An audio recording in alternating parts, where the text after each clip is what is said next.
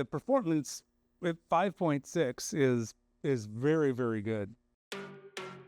Our loadout from the Solar into the generator input still on the Outback Radian, and I got the amp clamp out. Let's see what the shunt says.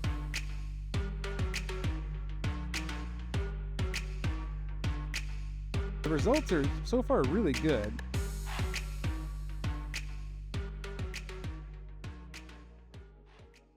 All right, we are on update, I think this is update 3 on our testing of the MidNite PowerFlo5. And so the big change that I've made is that I replaced the grid input with this Solar. So previously we had been pulling from the grid and then going into a transformer, but I was popping the breaker, and it was interesting because I current limited the Outback inverter. So I was like, I didn't think I was pulling that much, but then I think because of the transformer, it was actually pulling more than I had anticipated. So I said, you know what? I'm just going to go and get a battery and get a Solar and set up a grid.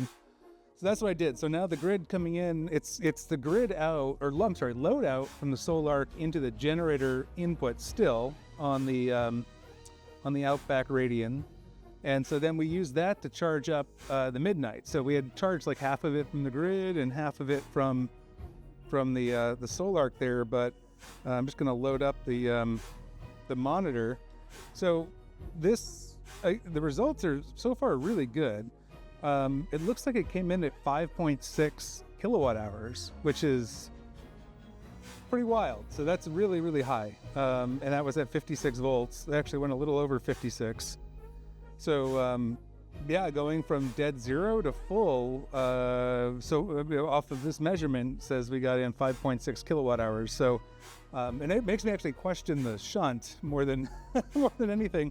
So I did actually, I put a couple more in. So I got a couple more smart shunts installed on the system, and I got the amp clamp out so I can actually test, some of the readings. So let's see what we're getting here from current on the amp clamp. So at least we can get some verification what we're doing. Oh, maybe I left this on to kill my battery? No. All right, so let's take a look. So yeah, it's saying we're pulling 20-ish amps. Yeah, 20 amp out, which is cool. And then our shunt here, let's see what the shunt says. Right, so I'm just gonna pull up the app.